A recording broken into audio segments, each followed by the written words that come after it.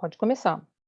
Ok, muito boa tarde para você que está conosco aqui no webinar da DataRisk, hoje com a Big Data Corp, falando de Machine Learning e como a gente gera novas oportunidades de negócios.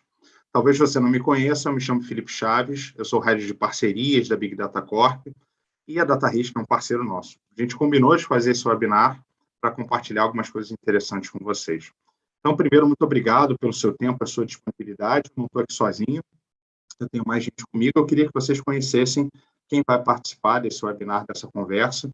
Então, vamos lá, temos conosco a doutora Rodrigues, fundador e CEO da Big Data Corp, Carlos Relvas, um dos fundadores e CDS hoje da DataRisk, e o Crislânio Macedo, que é quem trabalhou, de fato, e construiu os modelos e que está pagando salário de todo mundo que está apresentando aqui. Então, doutora, eu queria que você desse boa tarde para a nossa audiência e contasse um pouquinho de você.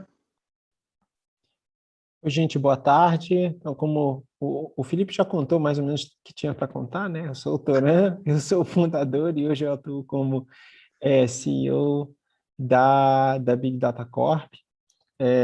Enfim, nos webinars da própria Big Data Corp eu estou em quase todos eles, então quem vê lá no nosso canal, essa coisa toda vai me encontrar por lá e vai poder me ver, mas, enfim, de resto... É isso, estou bastante animado aí para participar desse bate-papo junto com o pessoal da DataRisk sobre diferentes aplicações de Machine Learning em cima das informações que a gente traz para o mercado. Bacana. Carlos, conta para a gente um pouquinho de você da DataRisk, ou de você agora, depois da DataRisk. Boa tarde, pessoal. Um prazer estar aqui com vocês hoje. O Felipe também já deu um spoiler aí de mim, eu sou um cofundador aqui da DataRisk e hoje eu cuido do time de ciência de dados, né? O time de ciência de dados está comigo. Depois eu vou contar um pouquinho para vocês o que é a DataRisk, né? Os problemas que a gente resolve. E para a gente é uma honra poder falar um pouquinho da nossa parceria junto com a Big Data, o que a gente está fazendo e podendo ajudar o mercado como um todo. Bacana, Carlos. Cris, dá um oi para a galera então, já falei que você é o cara que está pagando o salário de todo mundo. Diz só oi, tá tudo bem, vamos lá. Opa, boa tarde, pessoal. Meu nome é Crislânio Macedo e atualmente eu sou cientista de dados na DataRisk, atuando principalmente na modelagem de risco, modelagem de risco de crédito, em política de crédito. E hoje nós vamos falar um pouco, né, da construção dos modelos de renda, de fraude e crédito PJ. Bacana, Cris, obrigado. Vamos lá. Carlos, conta um pouco para a gente, acho que é importante, talvez tenha gente na audiência que não conheça ou a DataRisk ou a Big Data Corp. Então, tem 2 slides aqui para vocês entenderem o que a gente faz e por que essa união, essa parceria que a gente construiu é tão importante para os negócios e para os nossos clientes. Legal. Bom, a DataRisk a gente está indo aí para 4 anos de existência, né? A gente faz 4 anos agora no final do ano. E nós somos uma empresa de inteligência. A gente se define como uma empresa de inteligência e a gente fala que a gente é o Decision as a Service, né? Então, a gente tenta ajudar os nossos clientes na otimização da decisão, né? Então, construindo decisões melhores por meio de dados, de inteligência artificial, de machine learning. Esse é o nosso grande escopo aqui, e hoje a gente faz isso de 2 principais maneiras, né? A gente tem um produto, que é o nosso DataPred, que é um produto de alto machine learning, que ele tenta democratizar o uso de ciência de dados, né? Então, o grande objetivo desse produto é trazer o poder da ciência de dados, o poder da modelagem preditiva para quem não tem tanto conhecimento assim. Ele tenta automatizar esse processo, consegue colocar um modelo em produção muito mais fácil. Então, ele é um produto muito voltado para isso. E a segunda maneira que a gente costuma atender nossos clientes é por meio do nosso time de consultoria. Então, hoje nós já somos um time aí de mais de 20 cientistas de dados, bem experientes aí, trabalhando com diversos segmentos, desde crédito, saúde, varejo. A gente já tem muito cases com diferentes segmentos, então a gente consegue ajudar também de uma forma consultiva, tá? E aqui no slide a gente consegue ver um pouco da nossa linha do tempo, né? Então, a DataRisk nasceu lá em 2017. Ao longo do tempo, a gente participou de alguns programas de aceleração, recebemos alguns selos de reconhecimento que foram bem importantes na nossa jornada, né? Então, a gente passou do primeiro programa de aceleração da Visa, a gente foi uma scale-up da Endeavor, programa de aceleração do Google, A gente ganhou o selo de Top 10 Big Data, então foram coisas que nos ajudaram bastante a estruturar a empresa. E em 2019 a gente recebeu um investimento seed do Createc 2, e agora esse ano a gente está recebendo uma nova rodada de investimento que vai ajudar a gente ainda mais a crescer. Então é um pouquinho isso aqui da DataRisk, que resumidamente, a gente é uma empresa de inteligência que, por meio de dados e inteligência artificial, a gente automatiza e otimiza decisões. Bacana. Adoro, acho incrível o trabalho de vocês. Doutora, conta um pouco para a gente da Big Data Corp. Eu tinha preparado aqui 3 transições, mas acho que o contexto fica claro. Se você quiser que eu explique, posso explicar também. Não, eu não vou, não vou botar você para fazer o teste, não. Normalmente eu boto para fazer a prova para ver se você consegue explicar bem, né? Mas não, dessa vez pode deixar que eu faça. Então, a Big Data Corp está no mercado desde 2013, então a gente está aí já há 8 anos no mercado, daqui a pouco está virando adolescente já, né? Mas, enfim, 8 anos no mercado. E a gente se posiciona no que a gente chama da base da pirâmide desse trabalho com dados e desse trabalho com Big Data, né? Quer dizer, a gente não foca na questão do trabalho com Analytics, no trabalho de modelagem preditiva, do desenvolvimento de produtos e soluções com inteligência artificial. Na verdade, a gente foca na parte de captura e estruturação de informações que residem no ambiente público, principalmente o ambiente público da internet, né? E na estruturação desses dados para viabilizar a construção de todo esse trabalho e essas ferramentas e produtos e modelos, etc., que tem um viés mais de analytics e de modelagem preditiva, né? Diferente de outros fornecedores de dados que estão no mercado, a gente é o originador primário da informação, quer dizer, toda a informação que a gente entrega é informação que a gente mesmo capturou e estruturou. E isso permite que a gente forneça o que a gente chama da garantia de origem da informação, ou seja, a gente consegue comprovar da onde está vindo cada pontinho de informação que a gente entrega. A gente consegue evidenciar, até com evidências técnicas mesmo, da onde cada pontinho de informação que a gente entrega para um processo de tomada de decisão, ou para uma análise, ou para uma prospecção, ou o que quer que seja, ele funciona, né? E por conta dessa garantia de origem da informação e de uma série de outros processos técnicos e operacionais que a gente implementou dentro da empresa para poder, enfim, atender os clientes, responder a questionamentos do titular da informação e assim por diante, a gente foi a primeira empresa no Brasil a estar em plena conformidade com a LGPD, nesse nosso mercado de dados, e a gente tem conformidade também com a GDPR, que é a legislação de privacidade europeia. A gente, inclusive, atende clientes fora do Brasil que têm tornam isso um requisito, né? Em 2020, a gente lançou um marketplace, que a gente chamou de um marketplace de dados, né? Um marketplace de soluções orientadas para dados, que foi o que potencializou essa parceria que a gente tem aí com o pessoal da DataRisk, que é um mecanismo através do qual, né, um modelo de parceria através do qual empresas que desenvolvem soluções com base nos dados, sejam eles nossos próprios dados ou dados que as empresas têm, enfim, depende do tipo de parceiro, mas que elas possam ofertar esses produtos para toda a nossa base de clientes através da nossa plataforma.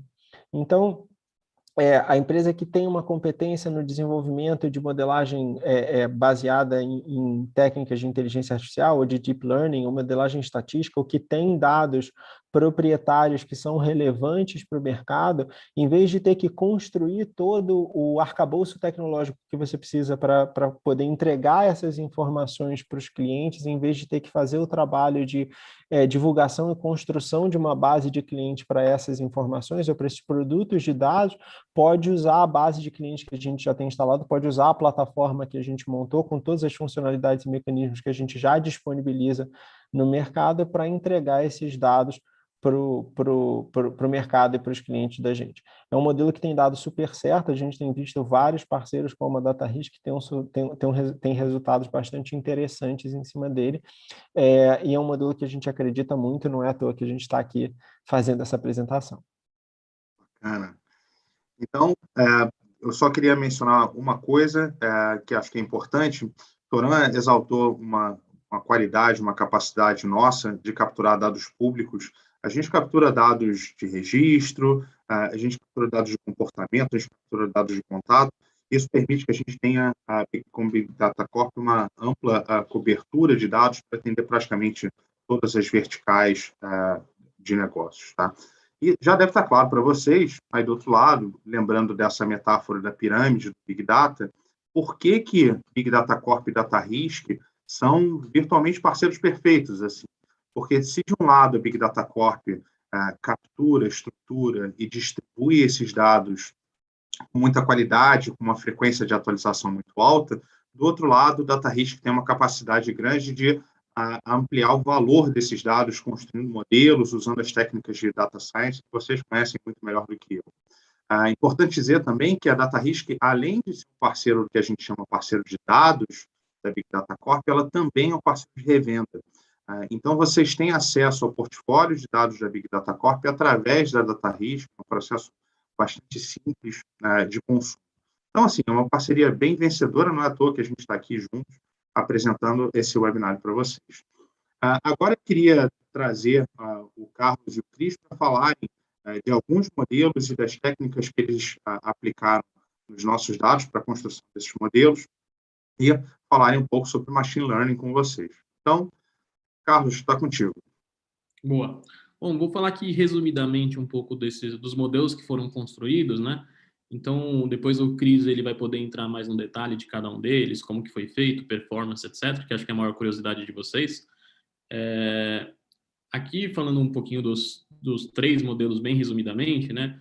É um pouco isso que o Felipe comentou, né? A ideia foi, vamos usar esses dados da Big Data Corp, que são dados de altíssima qualidade, vamos fazer um modelo de prateleira que possa atender o mercado para atender uma dor de mercado que é importante por meio de inteligência usando esses dados, tá?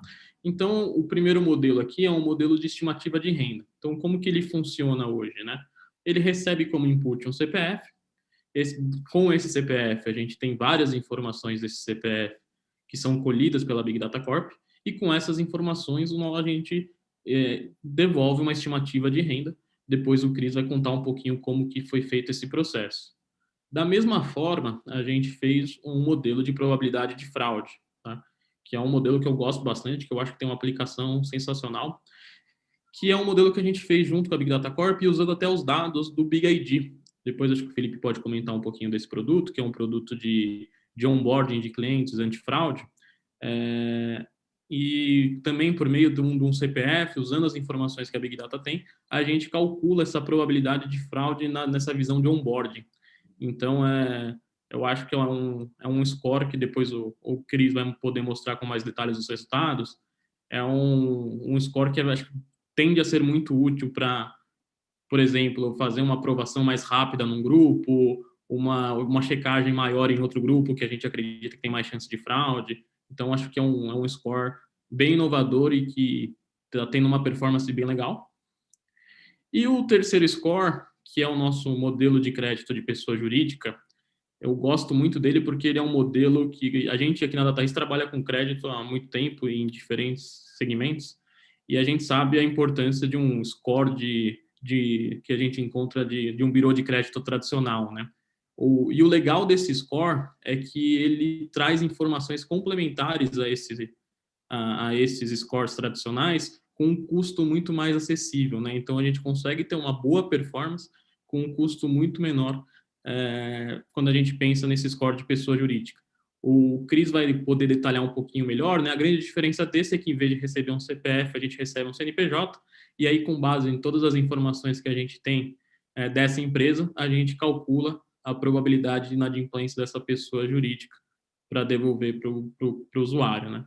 Então, também acho que é um score que traz muito benefícios a um custo acessível, né? Acho que é o mais importante aqui. Muito bom. Boa. Então, em resumo, assim, vale frisar que todas essas informações, todos esses modelos, né, como o Carlos já comentou, para serem testados, basta apenas do CPF, ou do caso do modelo de pessoa jurídica, apenas do CNPJ, né? E aí a fase seguinte é a fase do enriquecimento dos dados com a Big Data Corp. E agora nós vamos falar um pouco do modelo de renda. o modelo de estimativa de renda, ele estima a capacidade da renda presumida da pessoa, e, por exemplo, ele é muito usado para a definição de limite de crédito. É ideal, principalmente para um público CLT, no caso desse modelo, ele foi treinado principalmente com esse tipo de dado. E falando um pouco do ferramental, foram testados diversos algoritmos, desde os mais simples aos mais complexos, sendo que a melhor abordagem ela foi dada através do CatBoost, né, que é um modelo de boosting que se utiliza de árvore de decisão como forma de aprendizado. E há de se alientar algumas das variáveis importantes para a construção do modelo, por exemplo, a região, o sexo, é um modelo simples para a pessoa física, nós temos outras variáveis, o tempo de emprego, o grau de instrução, e com base em todas essas informações, né, associadas a dados internos da companhia, é possível estimar a renda presumida de uma pessoa, visando, por exemplo, balizar com segurança os riscos envolvidos na venda de um produto a prazo, ou até mesmo na concessão de crédito, principalmente o sem garantia. E o modelo ele teve um resultado de 327 de erro absoluto médio, né? Como se fosse R$327 para mais ou para menos. Então, sendo que o modelo de renda presumida ele funciona muito bem para pessoas com salários entre 1 e 3 salários ou mais do que 3 salários mínimos. Nesse tipo de cenário, o modelo performa muito bem. No próximo slide, a gente vai detalhar um pouco mais o modelo de fraude. E é interessante destacar algumas informações, né? Por exemplo, a gente vai falar primeiro um pouco do Big ID, né? O modelo de fraude se utiliza do questionário do Big ID, e o Big ID é uma ferramenta da Big Data Corp, uma ferramenta inovadora de prevenção de fraude, validando a identidade de qualquer pessoa de forma simples e rápida, e o modelo de fraude usa dados das respostas dos questionários pioneiros do Big ID, que conta, por exemplo, com mais de 200 questões tradicionais, né? A Big Data Corp ela disponibiliza aos seus clientes um produto antifraude de forma de questionários com, por exemplo, até 10 perguntas, e quanto menos perguntas, menor essa fricção, a gente consegue validar se a pessoa vai cometer uma possível fraude ou não. Esse questionário ele tem perguntas alternativas, ele serve para validar a identidade do indivíduo sem perguntas tradicionais, perguntas como qual é o nome da mãe, qual é o número do documento, qual é o endereço. Então, as perguntas alternativas, elas seguem por coisas que não são desconhecidas por todos, né? Exceto elas são conhecidas pela pessoa que de fato fez a operação. Por exemplo, qual é o percentual da bolsa que a pessoa tinha na universidade? Qual é o nome do restaurante que tem na rua que ela morou no último endereço? Qual é a cor do carro que ela vendeu na OLX no ano de 2018? Então, assim, tais informações, elas são bem específicas, né? E esse cenário, o fraudador ele precisaria de uma boa base de acesso, né? Uma base de acesso muito grande para de fato gerar uma fraude, né? E, por exemplo, esse questionário ele é usado em sites em processo de senhas, né? No cadastro de operadores de celulares, no processo para realizar algum serviço com chip, no cadastro de um banco online. Então, assim, na prática, todas essas perguntas, elas dificultam a ação do fraudador. E a nossa base usada para a construção do TARGET, ela contou com 500 mil observações. Essa base ela foi pré-processada para que fosse possível aplicar modelagem. E alguns dos segmentos onde esse questionário foi aplicado, por exemplo, a gente tem o mercado financeiro, agências e consultorias, mídia e tecnologia, call centers, varejo, sendo que a maioria do questionário ele foi aplicado principalmente no mercado financeiro, agências e consultoria. E há de se alientar primeiro que a gente foram construídos 2 outputs do modelo, no qual a construção do target, que é a nossa variável que identifica a fraude, ela difere um pouco.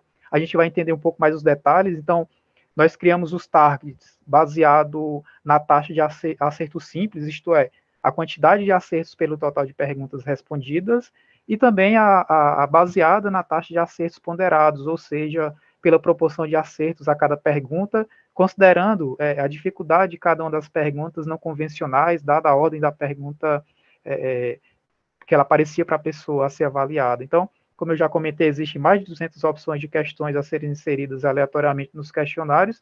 Essas questões elas não se repetem, né, nenhum tipo de questão nesse processo de autenticação. Então, por exemplo, se em um exemplo hipotético, se perguntar sobre o ano em que vendeu o carro no último ano, então não iria perguntar sobre a cor do carro. Então, coisas desse tipo. Então, no próximo slide a gente vai... Deixa eu entrar aqui, Cris, só para tentar ajudar. Um dos nossos produtos, o Big ID, é um validador de identidade antifraude. E a gente faz isso por uma série de mecanismos, desde o OCR até essas perguntas, esses questionários de perguntas alternativas. E por que o questionário de perguntas alternativas é tão rico? Porque ele faz perguntas que são muito incomuns de que alguém, que não seja o próprio indivíduo, saiba. Então, se eu te pergunto, e você, alguém da audiência, vou falar que é a Maria, qual foi o objeto que você vendeu na OLX no ano passado, é muito difícil que um fraudador saiba que você vendeu um sofá, um carro ou um eletrodoméstico.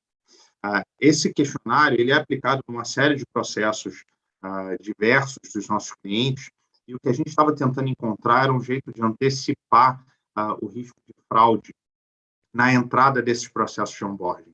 Então, a gente tinha essa massa de dados de respostas, a gente tem as informações dos indivíduos, porque a nossa base, com a captura pública, consegue enriquecer essa base, e aí o grande trabalho que a DataRisk fez foi conseguir consolidar essas 500 mil respostas de amostra em perfis ou em um modelo que, com uma simples consulta de um CPF, a gente consegue entender qual é a propensão ou o risco de uma fraude associado a esse indivíduo.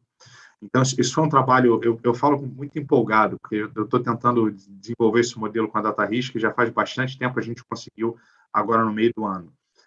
E é um exemplo riquíssimo de uso de dados de uma forma bastante criativa e que vai entregar um valor monstruoso a hora que ele começar a ser implementado. Por quê?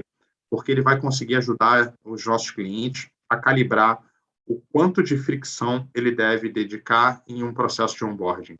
Se um indivíduo é muito pouco afeito ao risco, ou se aquele perfil de indivíduo é muito pouco arriscado, de certa maneira, de ter uma fraude associada a ele, a gente, em teoria, não precisa seguir com um processo muito pesado de verificação. E se o indivíduo apresenta alto grau de risco, aí sim a gente precisa apertar esse processo. Cris, vamos lá.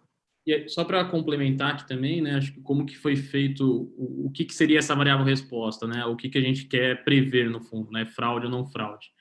E como que, até tentar deixar, acho mais, trazer um pouco mais de contexto, dentro do Big ID a gente tem um histórico de clientes, né, então a gente tem todo o histórico de pessoas que responderam os questionários dentro do Big ID, então a gente sabe quem acertou todas as questões, quem errou todas as questões, quem acertou algumas, errou outras, e a partir daí a gente definiu, putz, o cara que erra todas as questões, provavelmente ali ele estava tentando fraudar e o Big ID conseguiu bloquear, né? E o que a gente fez, né? Sabendo, então, quem ali tinha uma alta probabilidade de ser fraude versus quem tinha uma baixa probabilidade de ser fraude pelo Big ID, a gente enriqueceu esses dados com todas as informações que a Big Data tem, e aí a gente começou a desenhar o perfil. Qual que é o perfil do fraudador?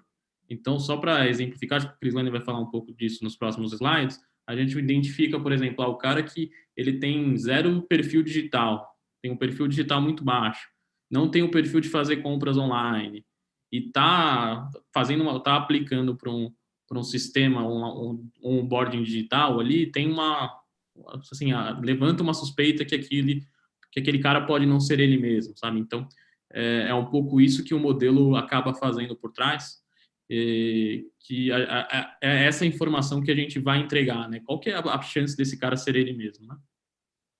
Muito bom. Isso com a consulta de uma chamada com um CPF. E ele vai devolver um score que vai ajudar a gente a entender o risco desse sujeito não ser ele mesmo, antes mesmo dele responder qualquer pergunta. Vamos lá, Cris. Boa, é isso mesmo. Então, nesse próximo slide, né, a gente tem algumas informações, por exemplo, do enriquecimento dos dados, né, o enriquecimento das informações do modelo de fraude foi feito através de diversas bases da Big Data Corp. Então, por exemplo, dados de assistência social, dados de cobranças, dados básicos, dados financeiros, endereços, interesses e comportamentos, presença online, relacionamentos empresariais, enfim, várias informações. E vale destacar, por exemplo, algumas das variáveis usadas no modelo. Então, nós temos variáveis sobre o interesse comportamental da pessoa. Então, por exemplo, a procura de crédito, criptomoedas, streaming. Então, também temos variáveis que descrevem se a pessoa já foi cobrada, ou então se está sendo cobrado no momento que a pessoa respondeu o questionário. temos variável que se refere ao perfil de compras online dessa pessoa. Então, todas essas variáveis, elas servem, fazem parte da modelagem para o modelo de machine learning de fraude. E é importante ressaltar que tais dados usados para o enriquecimento, ele corresponde à situação da pessoa, à situação do respondente no momento da aplicação dos questionários. Há de se destacar alguns dos resultados interessantes. Então, por exemplo, o cenário de acertar menos de 32% das perguntas no questionário, né, ele pode ser considerado um comportamento atípico, uma possível fraude, pois representa em torno de 5% ou menos do total de respondentes. Então, também, por exemplo, mais de 60% dos respondentes acertaram todas as perguntas, né? Então, nós nos guiamos através desses insights, através da modelagem de fraude, para que, de fato, a gente consiga entender o comportamento de um possível fraudador. E à medida que essa probabilidade gerada pelo modelo ele aumenta, a frequência de fraudadores também aumenta, né? É um indicativo de que o modelo ele tem um bom desempenho na discriminação de quem é um fraudador ou não. Através das métricas, agora a gente vai falar um pouco sobre as métricas, através das métricas como o AUC e KS, nós podemos ver o quanto que o modelo está performando bem. Então, por exemplo, o KS, ele mostra o quanto o nosso modelo consegue distinguir bem entre pessoas com propensão para fraude ou não. E o quanto nossa base é representativa, né? Esse cenário descrito até então, ele é refletido nas nossas métricas. Nós temos para o modelo 1 com target simples, um AUC de 0,81 e KS de 48,4. Para o modelo com target ponderado, um AUC de 0,803 e um KS de 46,7. Então, no próximo slide, a gente vai falar um pouco do ferramental e como esse modelo performa. Então, no primeiro gráfico... Pode ir, Carlos. Desculpa, Cris, só para complementar ali, quando a gente mostra aquele KS, aquele AUC, são métricas comuns de mercado, e métricas técnicas, né? O que, só para todo mundo ter uma noção, quando a gente fala de um modelo de crédito, quando a gente tem um KS ali de 75, ou um AUC de 75, um KS de 35, a gente já está pulando de alegria. Então, só para vocês terem um pouco de noção o quanto que esse resultado é legal, né? O quanto que esse resultado a gente está conseguindo realmente discriminar o perfil fraudador do perfil não fraudador. Então, são métricas que ficaram acima do que a gente esperava no começo do projeto. Então, o que mostra que realmente a qualidade do dado da Big Data, mais a inteligência que a gente colocou, a gente está conseguindo discriminar, que é justamente o próximo slide aí que o Cris vai falar para vocês. Boa. Então, nesse primeiro gráfico, a gente tem um gráfico que mostra uma separação, nós temos 10 faixas, né, 10 cortes, e no primeiro gráfico, à medida que essa probabilidade gerada pelo modelo, ela aumenta, a frequência de fraudadores nos grupos também aumenta, né? É um indicativo de um bom desempenho na discriminação dos fraudadores ou não fraudadores. Nós temos, por exemplo, grupos com um percentual próximo a zero de fraude e grupos também com um percentual com uma taxa bem maior.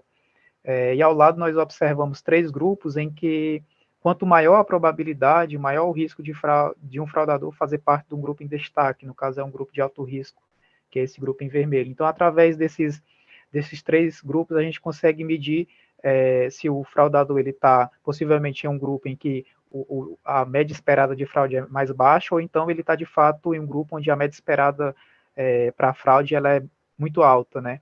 Então, em suma, diante de todos esses resultados, nós observamos que, através do modelo de fraude, que foi construído pela DataRisk em parceria com a Big Data Corp, é possível reduzir consideravelmente os impactos de fraude, né, utilizando em diferentes setores da indústria.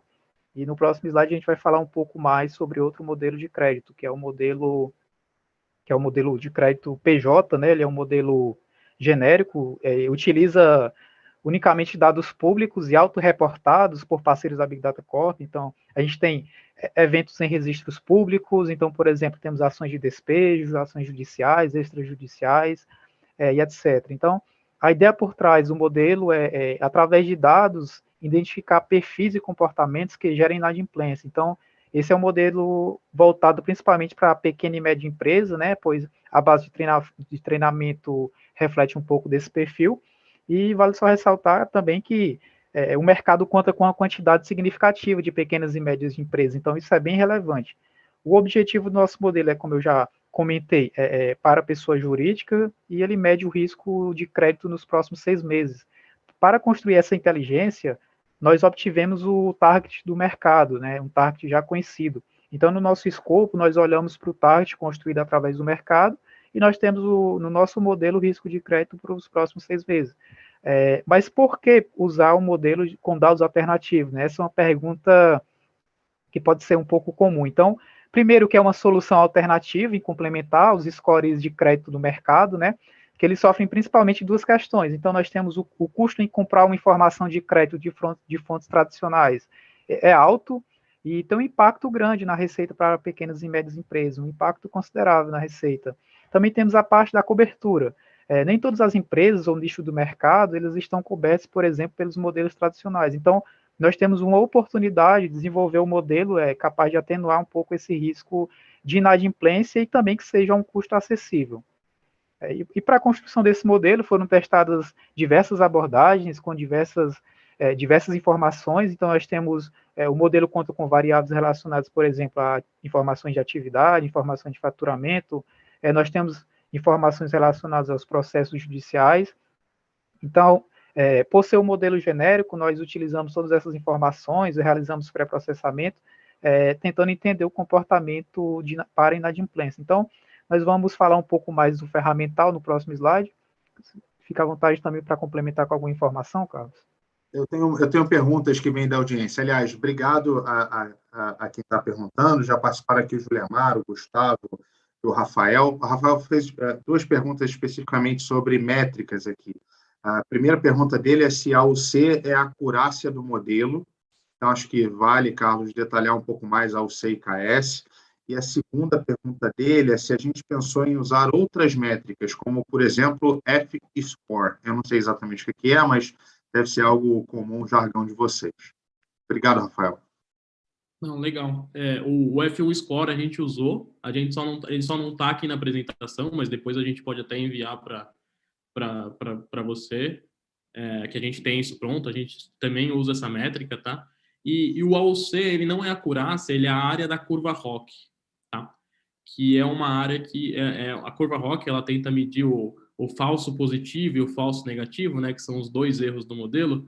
Então, a curva ROC, a gente consegue ver para cada ponto de corte diferente do modelo, né, o que eu falo que é fraude e quem não é fraude, ou quem é inadimplente versus não inadimplente, eu consigo ver quantos por cento eu estou errando dos caras que eu não falei que eram fraude e são fraude, e dos caras que eu falei que eram fraude e não são fraude.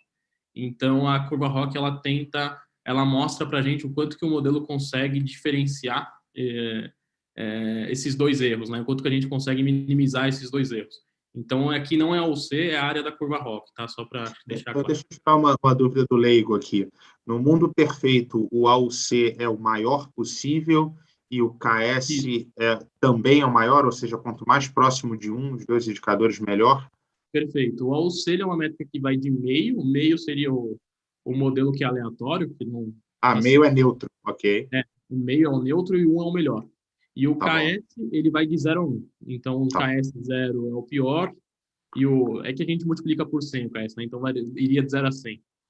E o 100 seria o melhor KS possível. Tá bom. Obrigado. Vamos lá, desculpa interromper, mas a pergunta do Rafael estava aqui, eu não podia deixar passar. Bacana. Então, assim, falando um pouco do ferramental, o Carlos já complementou um pouco sobre essas métricas, né? Nós testamos diversos algoritmos, desde os mais simples aos mais complexos. Lembrando que essas bases foram pré-processadas, foram removidos dados que poderiam, de certa forma, enviesar o modelo. Nós tivemos uma base pré-processada e tratada para modelagem com mais de 35 mil dados, né? E o modelo final usou a chamada validação cruzada, que a gente, esse tipo de resultado serve para generalizar diante da população.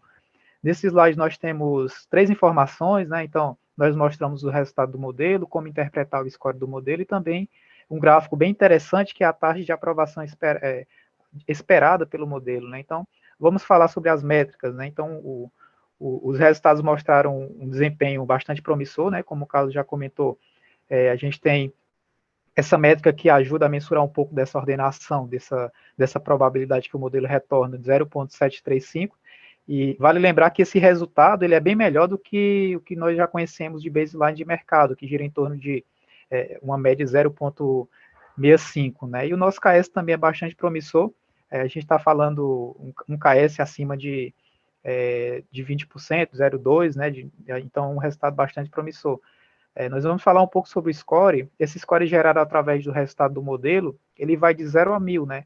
Em que nós temos uma simetria em que, à medida que os valores vão se aproximando de 1.000, o risco de inadimplência ele é, digamos, mitigado, né? Então, vejamos, por exemplo, nesse gráfico, nessa tabelinha abaixo, nós temos seis grupos, né, que a gente chama 6 faixas, 6 ratings, em que, por exemplo, o R1, que varia de 1.000 a 970, a gente tem uma inadimplência média esperada em torno de menos de 2% nesse rating.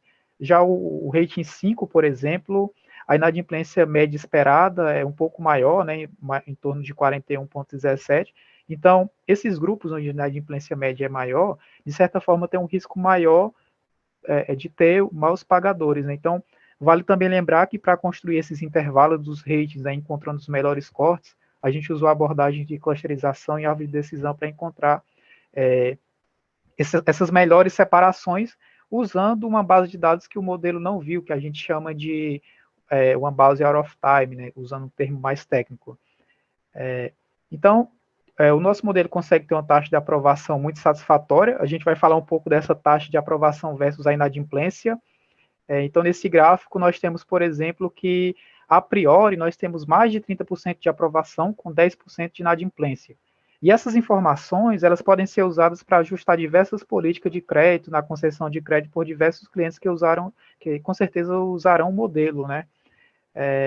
Então, outro detalhe que eu não poderia deixar de falar, a gente sabe que a Big Data Corp conta com diversas informações, então, vão além das variáveis de crédito tradicionais. Então, na prática, o nosso modelo consegue escorar com um bom nível de confiança um percentual da população.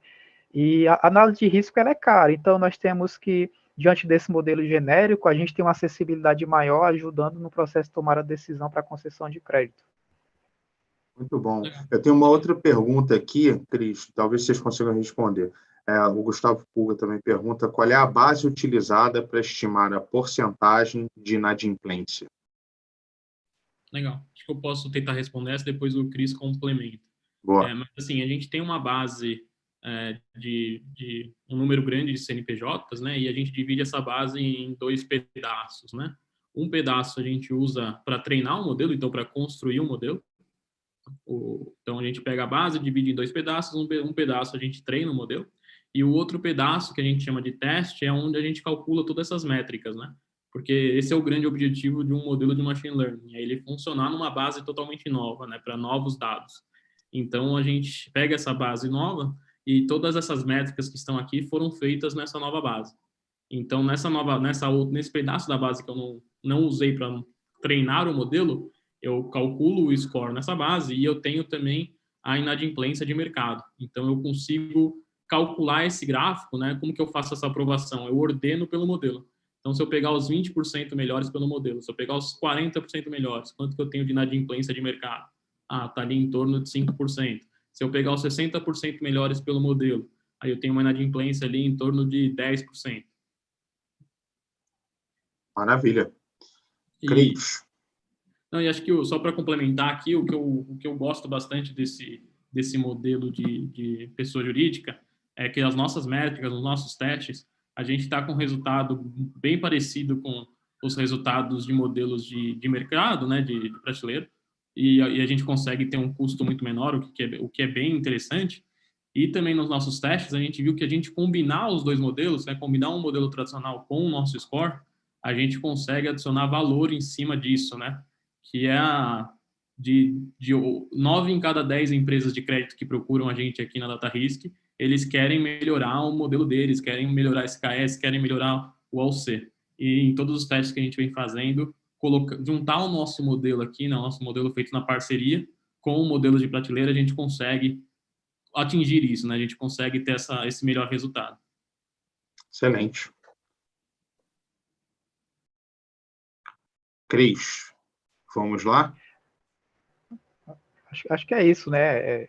De fato, o nosso modelo, como o Carlos falou, está performando melhor do que os baselines de mercado. E o que é bacana, por exemplo, desse gráfico da aprovação versus a taxa de inadimplência é porque, de certa forma, ele ajuda a guiar, né, nas decisões de crédito, quando o nosso score é usado com as políticas internas de algum cliente. Então, de certa forma, ele já espera um pouco de qual risco que ele pode correr. Então, a gente acredita que com esse modelo genérico, além de ter um custo acessível, ele vai agregar ainda mais, né, nessa tomada de decisão. Maravilha. Então, esses modelos que vocês viram são aplicáveis às mais diversas verticais. Obviamente, tudo está ligado ao mercado financeiro, aos bancos, tem uma aderência grande com o consumo de dados e de modelos, mas a gente também tem exemplos de consumo em indústria, por exemplo. Se você tem uma política de prazo de pagamento e você quer entender qual é a capacidade ou qual o risco que você corre, esse é um modelo de crédito para PJ, que vocês viram agora há pouco, que custa muito barato comparado com aquilo que tem no mercado hoje e que pode dar para a indústria uma boa visibilidade do risco que ela corre ao alongar, por exemplo, o prazo de pagamento de um cliente ou, eventualmente, de um fornecedor. O varejo pode usar isso. Toran tem uma visão muito interessante e clara de como esses modelos se aplicam. Conta para a gente, Toran, o que você enxerga de aplicabilidade nas indústrias, se tem alguma coisa adicional. Então, eu acho que quando você deu um excelente exemplo da indústria, né? No caso do varejo, a gente tem visto um movimento muito forte do varejo, por exemplo, na movimentação de criação de marketplace, né? E na hora que o pessoal do varejo cria os marketplaces, precisa avaliar o risco dos vendedores que estão se associando com o marketplace. A análise de crédito geralmente faz parte dessa análise de risco, então você pode usar um modelo de risco de crédito PJ baseado em dados alternativos para fazer essa avaliação, até porque muitas vezes o varejista que está se cadastrando no marketplace ou que está, enfim, montando a loja dele online, ou qualquer coisa do gênero, né? Ele é um cara que não tem um histórico muito longo, geralmente são empresas que foram criadas mais recentemente, ou são empresas que têm um perfil diferente do que normalmente o pessoal está acostumado a avaliar, e nesse momento você usar um modelo de crédito baseado em dados alternativos é fundamental.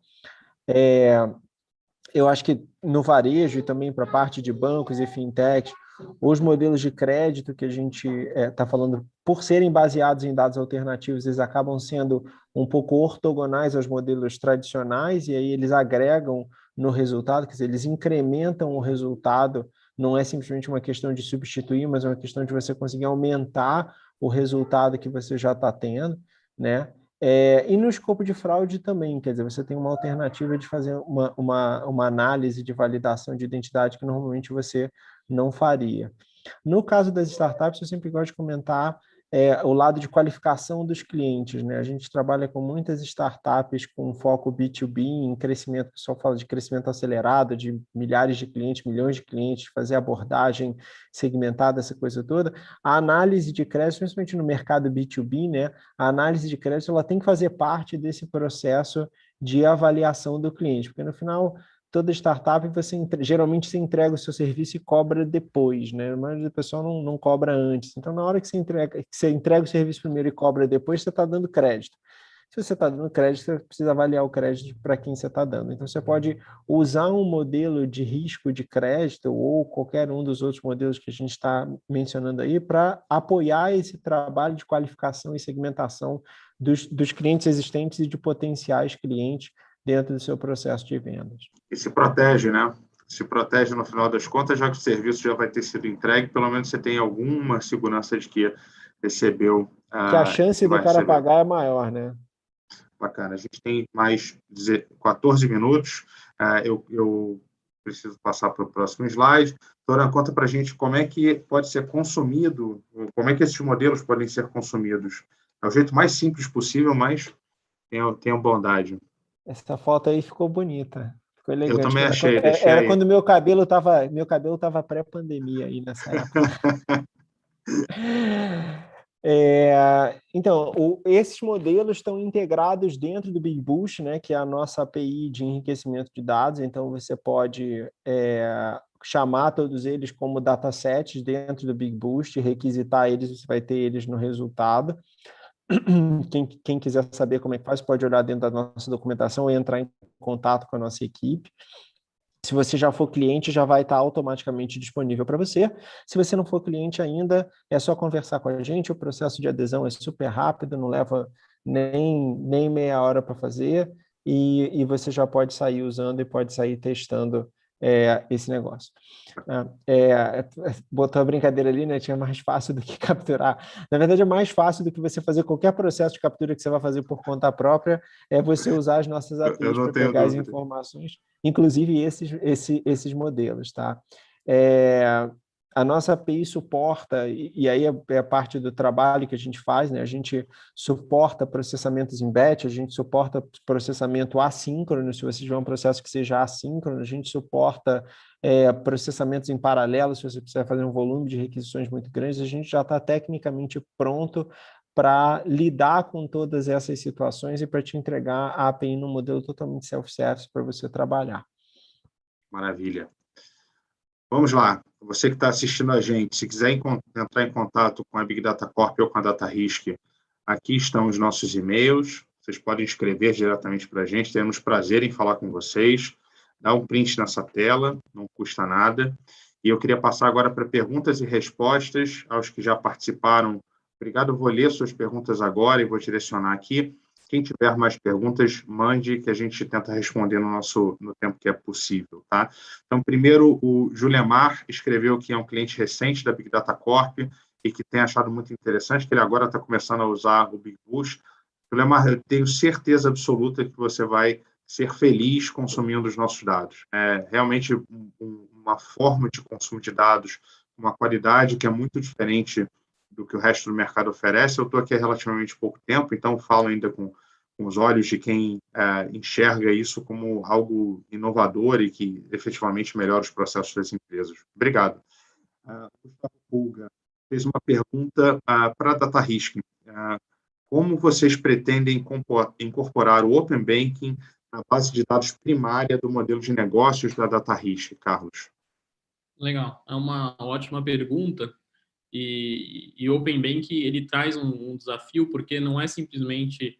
As empresas vão começar a ter acesso, por exemplo, numa análise de crédito, você vai poder pedir o crédito, podendo dar as informações de todos os bancos que você tem conta, por exemplo, vai ser um processo que não vai ser instantâneo. Por quê, né?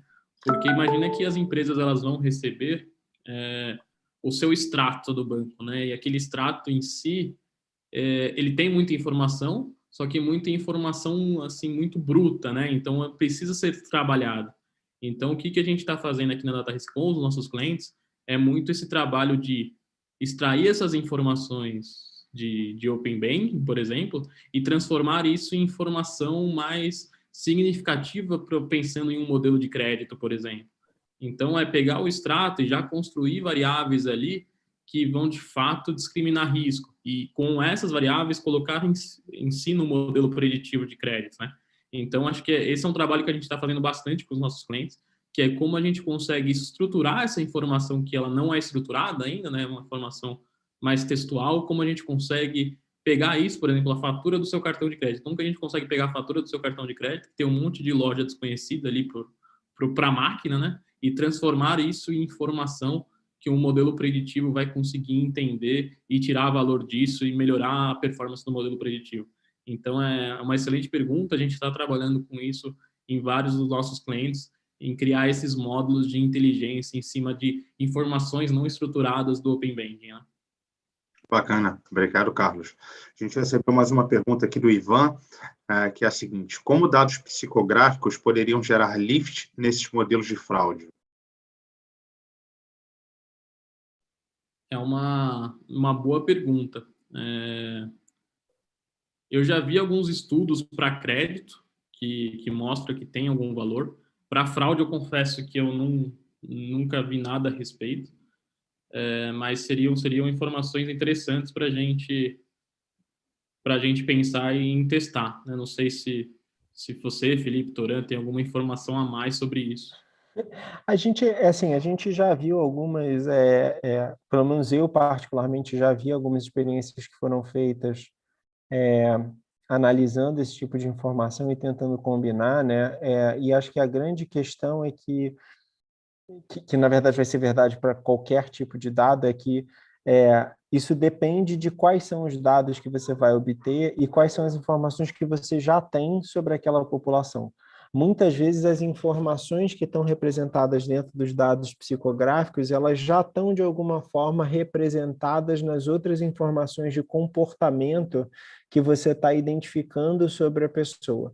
Então, de uma forma ou de outra, o modelo que está sendo desenvolvido já capturou aquele comportamento e já conseguiu incorporar ele dentro do resultado, né? E aí você vai ter um atributo que está totalmente correlacionado com alguma combinação dos outros atributos que você já tem e não vai, por si só, agregar valor, né? Não vai conseguir agregar um lift no teu resultado final. Mas, obviamente, depende de quais são os dados que você já está trabalhando e da própria característica da população que você tem, né? Não é diferente do que acontece com os próprios dados alternativos que a gente entrega para o desenvolvimento do modelo. Tem situações onde os modelos tradicionais já capturam os comportamentos que esses dados alternativos trazem, né? Agora, tem uma série de outras situações ou uma série de outros públicos em que esse comportamento não é capturado. Bacana. Obrigado por quem me avisou que eu precisava parar de compartilhar minha tela. Deve ter melhorado agora. Eu tenho uma pergunta aqui da Mariana. Ficou um pouco truncada, eu vou tentar organizar ela aqui, tá?